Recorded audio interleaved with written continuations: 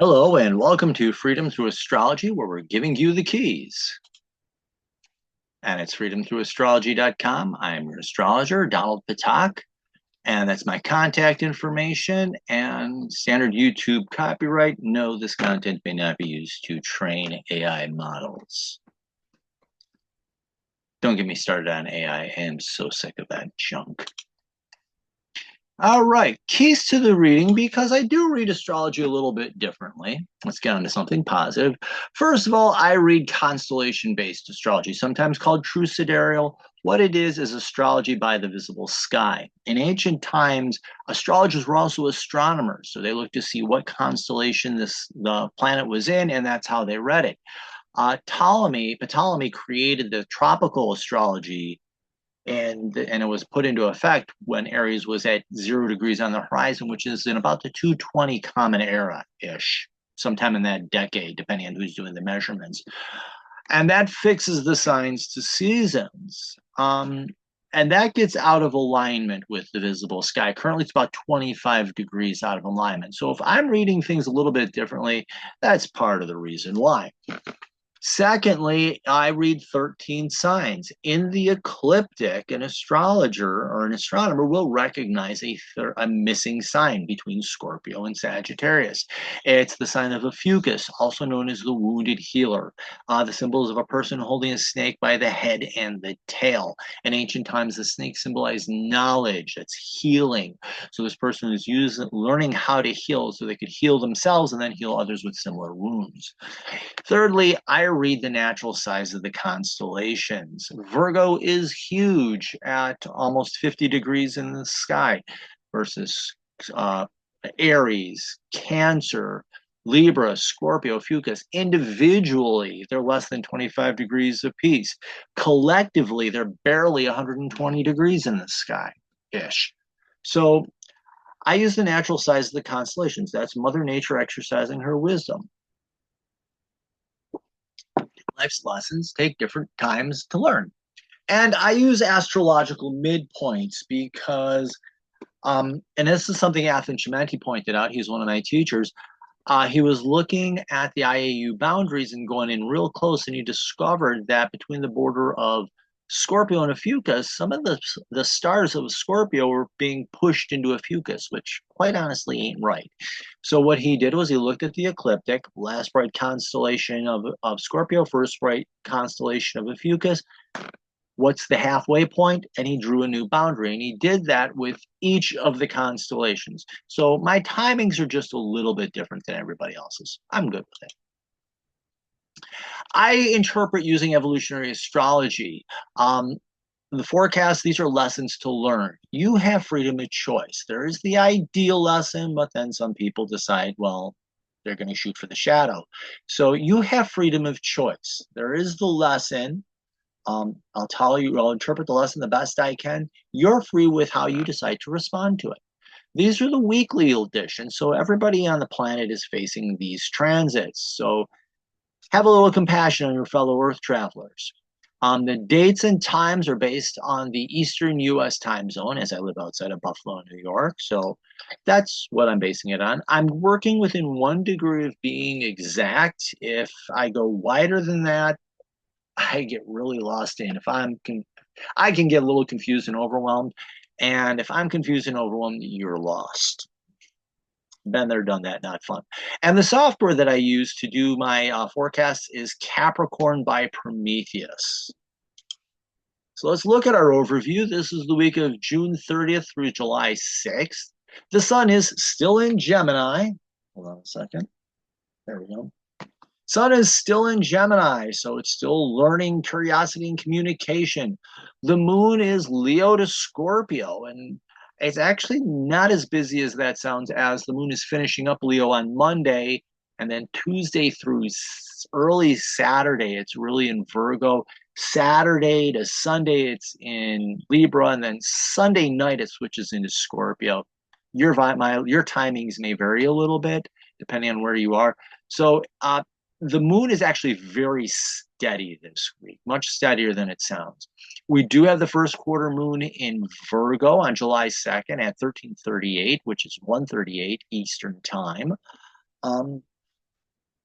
And so that's the moon in Virgo squaring the sun in Gemini, and I will talk about that. The active planet of the week, Venus. This week will be about, first and foremost, relationships, because that's what Venus does teach. It's also about rest and recreation and having fun, calming down, chilling out. That's always a good thing.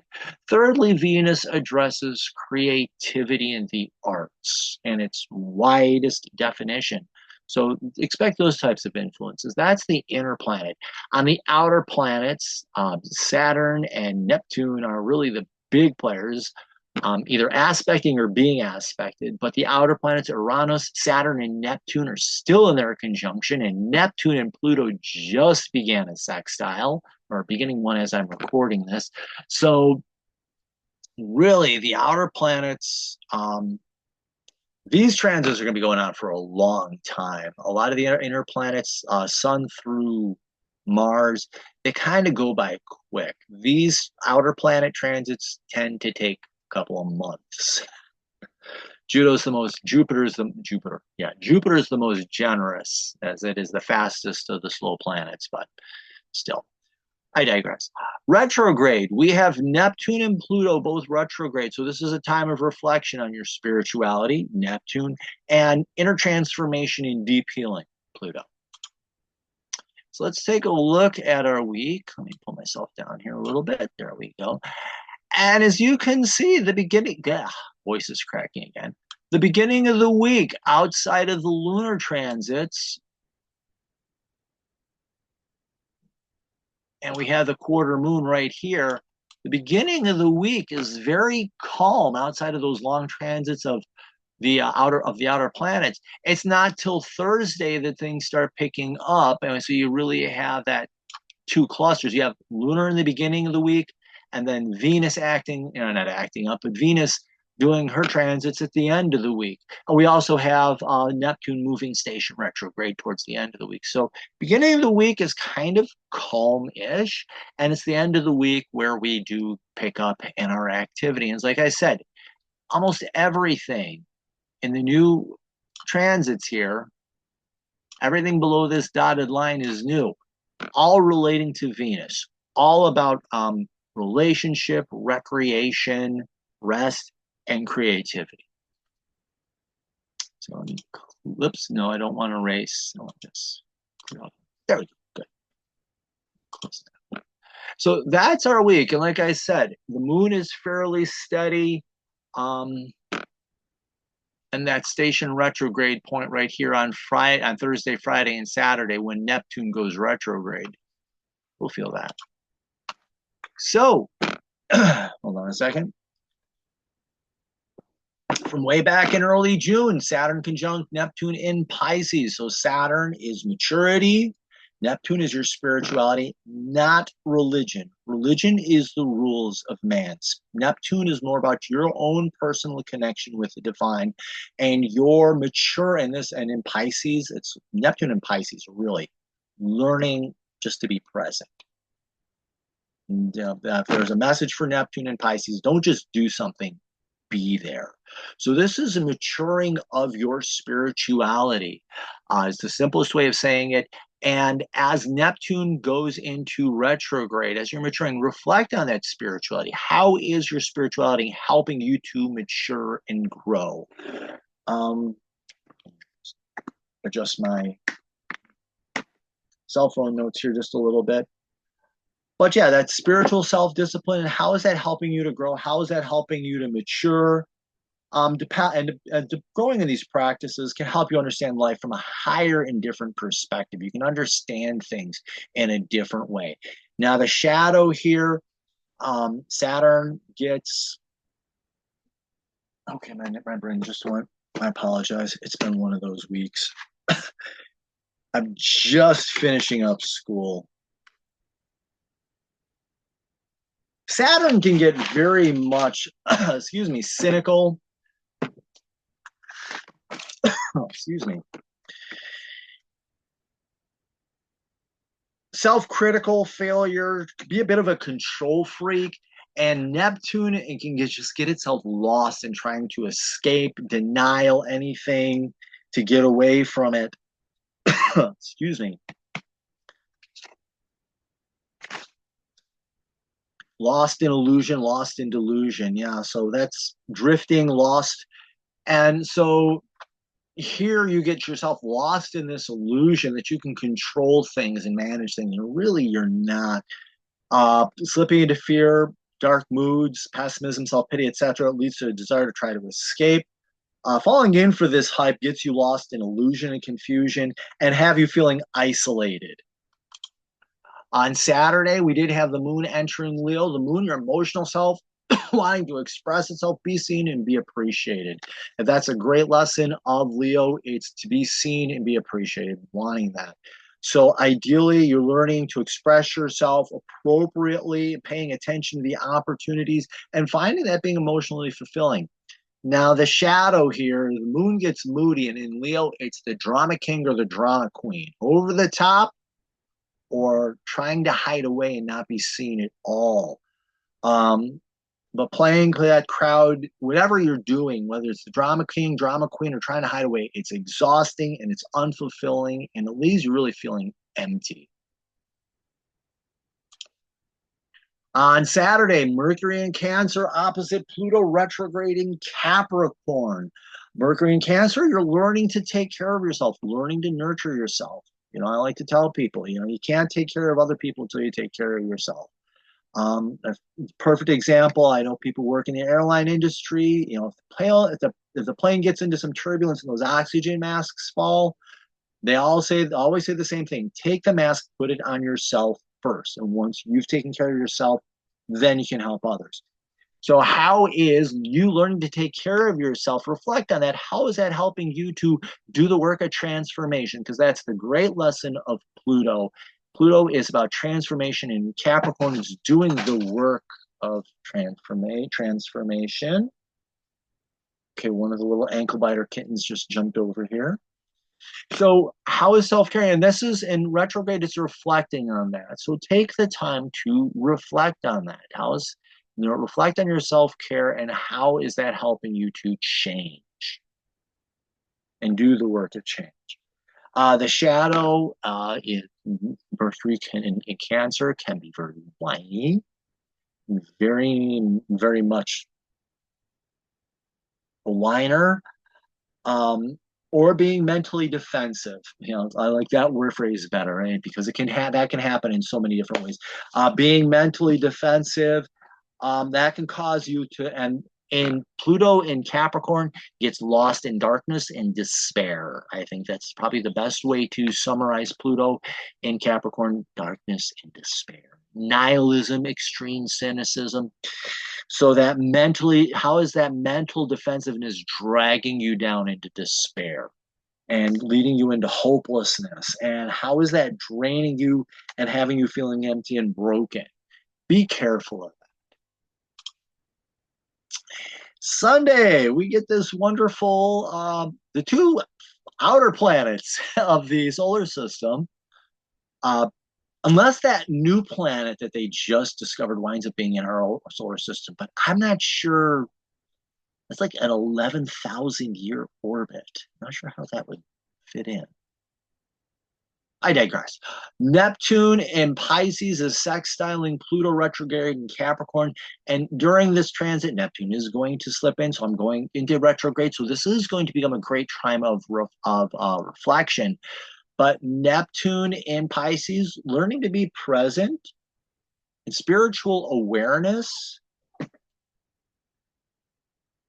Okay. How is your spiritual awareness helping you to do that deep inner work of healing and inner transformation? And, you know, so be aware of that and being aware of it. What's up, buddy?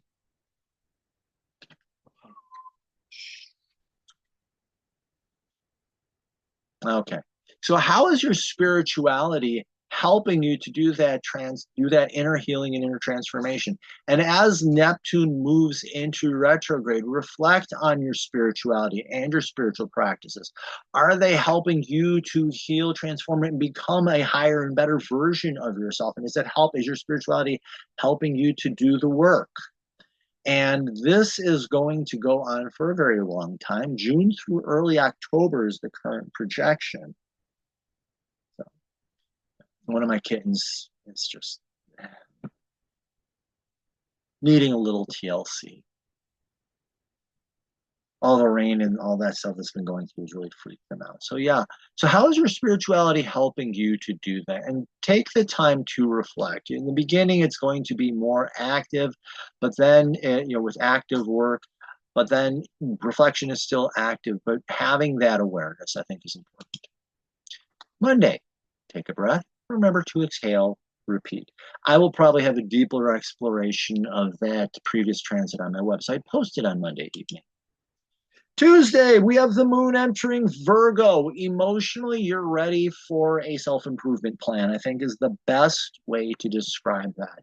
Virgo is about, the aim here is to get better, and emotionally, you're set to do some of that work. So it's a time emotionally to step up to the plate, prove who you are, and accept responsibilities and know that they're going to be there. Excuse me. And the shadow, moon can be moody. And in Virgo, it's holding itself up to perfectionism and unrealistic standards. And that can lead you into worry, self-criticism, and just have you feeling drained and lead to feelings of failure. Ick. So, and understand that improvement is a process. Every time the moon goes around you, it does that. And on Wednesday, July 2nd, we have the first quarter. And this is really interesting. I find this the lunar transit here very supportive of the sun, because the sun in Gemini, the desire is to learn to communicate more about who you are at heart, because that's the sun. The sun is your core identity. You're learning about who you are and communicating that. And now the moon is challenging you to become better at that and find better ways of learning about yourself, better ways of communicating, better ways of being yourself. So, the desire to improve and challenge can actually help you strengthen your core identity and learn more about who you really are, and lead to greater emotional development as well. Squares are challenges whose purpose is, or ideal, they're there to strengthen you. Now, the shadow of the square is a crushing burden that just pounds you into dust, really. It's an overwhelming burden. And what happens here is the sun in Gemini falls into the false ego. You came here to learn to have a healthy ego. Well, the shadow of the sun is a false ego. And in Gemini, instead of being curious, you're either the know-it-all or can't learn it all. And then we have this perfectionist tendency now with the moon becoming emotionally, I think, oh, I have to achieve this unrealistic expectation or I can't meet it at all. And that becomes that crushing burden on your identity. And this becomes a struggle and a fight, and it's one that can just leave you exhausted. Slipping into self-criticism can crush your identity, lead to selfishness, or focusing on the false ego, and possible to become moody and self-absorbed and stuck. So that's Wednesday. Thursday, we have Venus conjunct Uranus in Taurus, and this is the beginning of our Venus transits. My friend Dr. Danny is probably going to post a lot about this. She is the doctor of Venus. She really explored Venus to its depth. But Venus, like I said, it's about relationship. It's about creativity, rest, recreation, having fun. Conjunct Uranus, and the great lesson of Uranus is you learning to be authentic and be who you are. In Taurus, it's finding this peace, it's finding strength, and it's finding stability.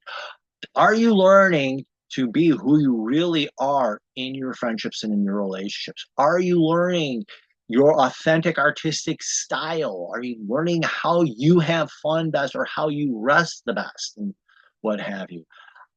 Ideally, that's what it is. Finding, are you learning those things? And the key thing here is learning to be authentic. That's the great lesson. And know that when you do that, you become stronger and you find peace. There's peace in being real. And the shadow, Venus, becomes slick and manipulative.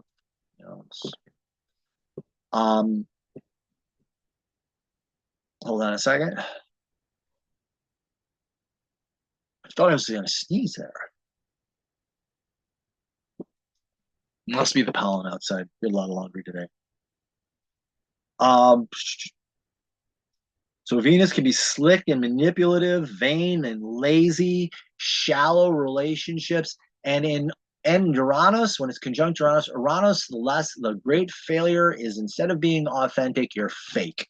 You're either eccentric and acting out to get the reaction from people, or you're selling out and trying to fit in.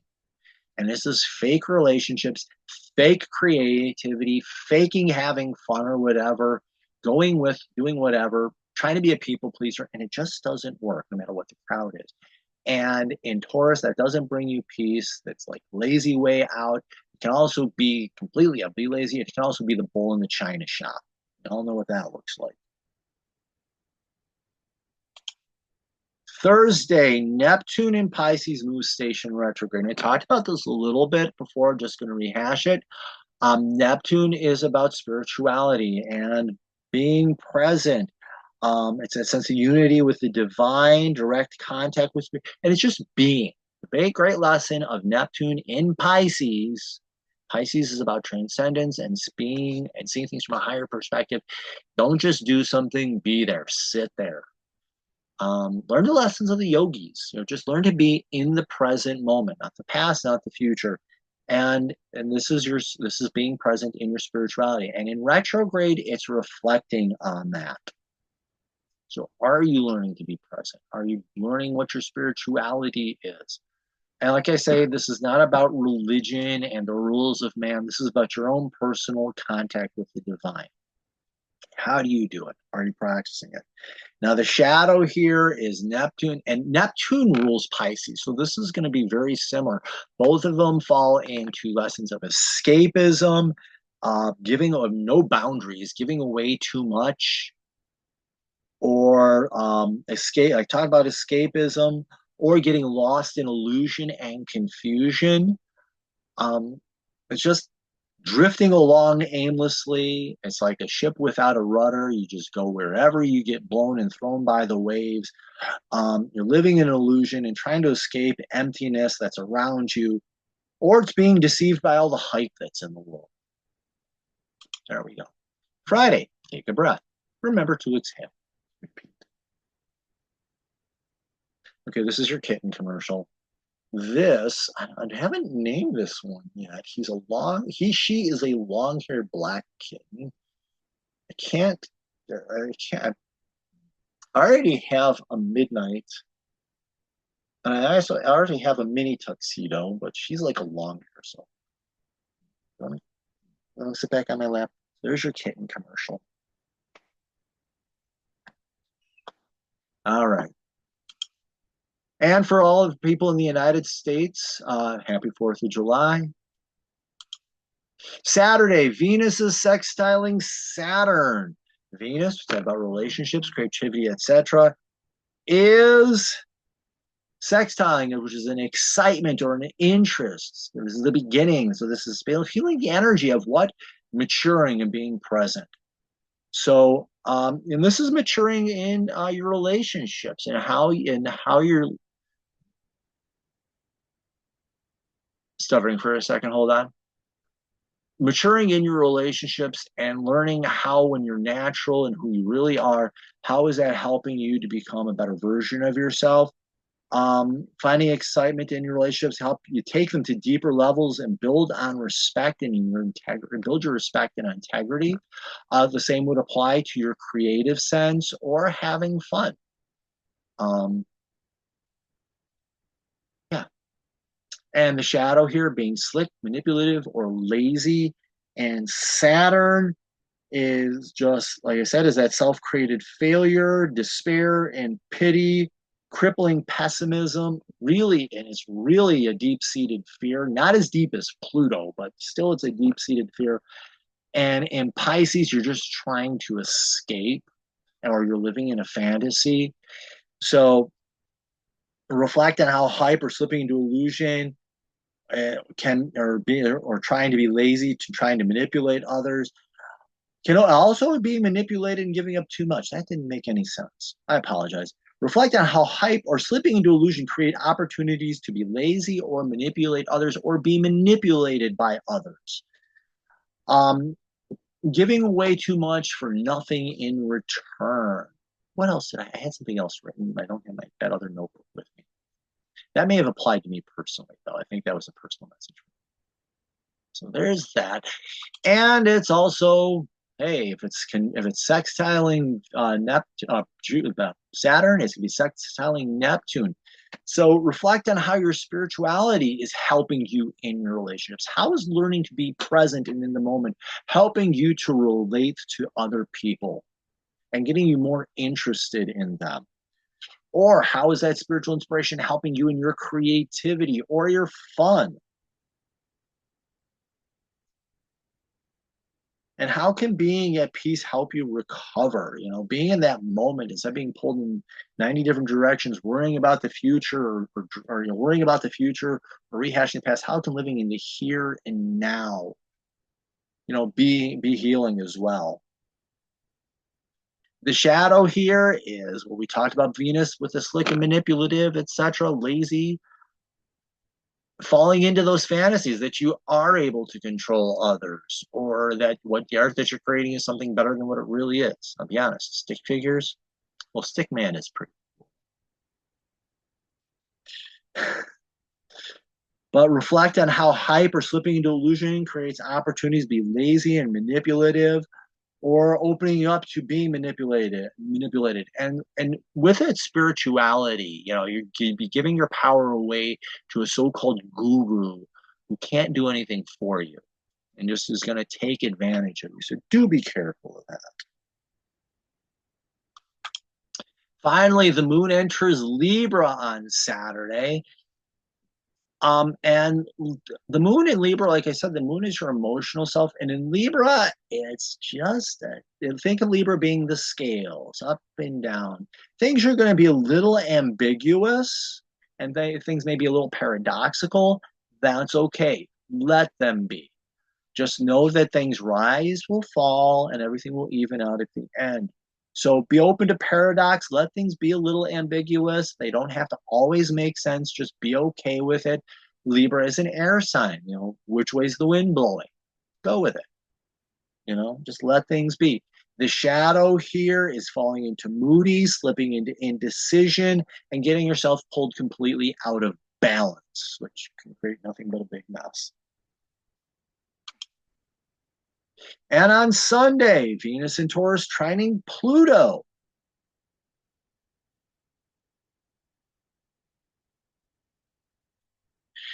And again, we talked about Venus with relationships, creativity, and rest and recreation. And Pluto, remember, Pluto is about doing that work of inner transformation. So how are your relationships helping you to change and become who you really are? And how are your relationships helping you to do that work and inform that work? On finding those and being in those stable relationships, how can that help with the healing and transformation of the wounds? And look at how building empathy or harmony can help you face the unconscious and recover what was lost. This could be an opportunity because trines are easy energies to work with as well. So this is a really easy time for you to see how your friendships are helping you to heal deep wounds and transform them. The shadow, fake friends, can deepen these wounds and make those crises worse. Shallow relationships built on manipulation of others or being manipulated can reinforce emptiness and darkness or cynicism that leads you to feeling isolated and alone. Taking time to reflect on all this can reveal insights more clearly. That's kind of like an overall note for that. Where are you in relationships? Are they real friendships or are they shallow and superficial? What are you dealing with? And how are those affecting those deep wounds? And we end with late Sunday night, the moon entering Scorpio. So emotional intensity and open up to facing deep truths. Scorpio likes to go deep. I always like to say that if you're looking to understand Scorpio, if you're watching The Wizard of Oz, Toto is Scorpio. Because when they're in the Great Hall and they're facing Oz, they're like, don't, who's that behind the curtain? Don't look behind the curtain, and I am the great and powerful Oz. Scorpio is like, don't tell me not to pull back that curtain. And everybody else is cowering. Toto says, screw this, jumps out of the basket, pulls back the curtain.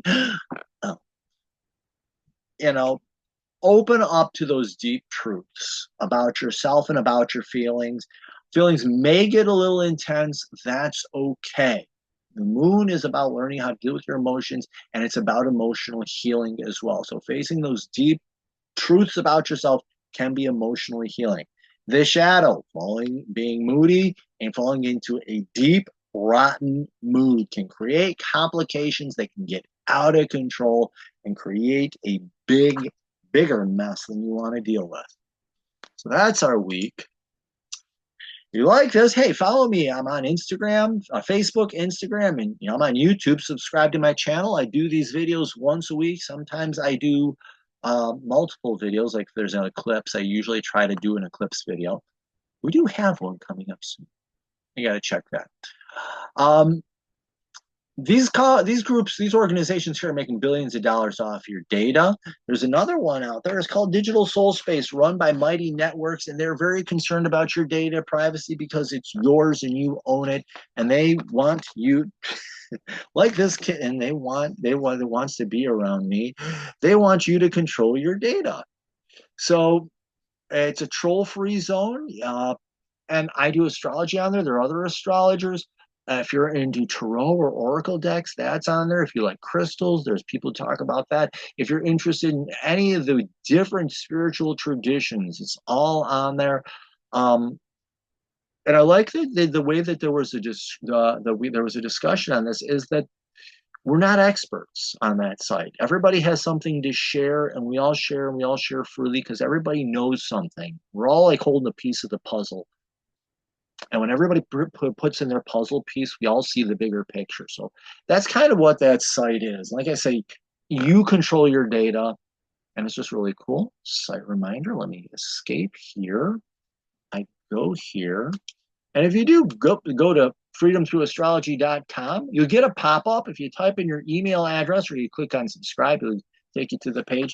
I do a once-a-week email where I give you a summary of the events. If I'm doing any sort of specials or promotions, you'll be aware of them there. And I do a deeper dive on one transit. And this is where you can do your ordering of the keys. I talk about giving you the keys. What are the keys? First set of the keys is understanding your birth chart and your natal contract. Is who you are and who you came here to become. So this isn't the beginning. You came here to become this person, and I help you understand that. And all my readings, I give you a recording first, you watch it, and then when we get together, you and I are sitting there and you're asking questions, you're in control, you're asking the questions to explore deeper what you want to know, because if I'm doing it and you're trying to squeeze in questions, I'm going to rush and it's not going to be as meaningful for you. So I do like the recording with the Q&A follow-up. So first thing to understand is your birth chart. Second, the past life reading or a karmic reading. If you believe in past lives, the South Node tells you what the past life is, and the North Node tells you how to heal that karmic wound. If you were a one and done, the South Node tells you of a special lesson you came here to learn, and the North Node tells you how to heal it. Those two readings form the quick pick, which we talk about, and which I do as one bigger reading, so to speak. Actually, three smaller readings. I do the South Node, then I do the birth chart minus the nodes, and then I do the North Node. And then we get together and have the chat. Second set of the keys, understanding your sky, the horoscopes. And this is transiting to transiting, but also transiting to natal, because when the transiting planet hits a natal point, big things can happen. So I help you understand what those are. Life cycle and yearly horoscope are two different styles of the yearly horoscope. One life cycle goes, for example, transiting Jupiter to natal Jupiter, transiting Saturn to natal Saturn. I look only at those. The yearly horoscope, I look at the longer patterns, and that can be any 12 months in a row. quarterly horoscope, I go on a little bit more finer and dig a little bit deeper into the shorter transits. And that can be any 3 months in a row. Monthly horoscope, it can be any 1 month, any 30 days in a row. I like to do this one lunar, full new moon to new moon, because that is the natural month. And I do have packages which combine these together and have a 10% discount built right in. So let me go back to my reading.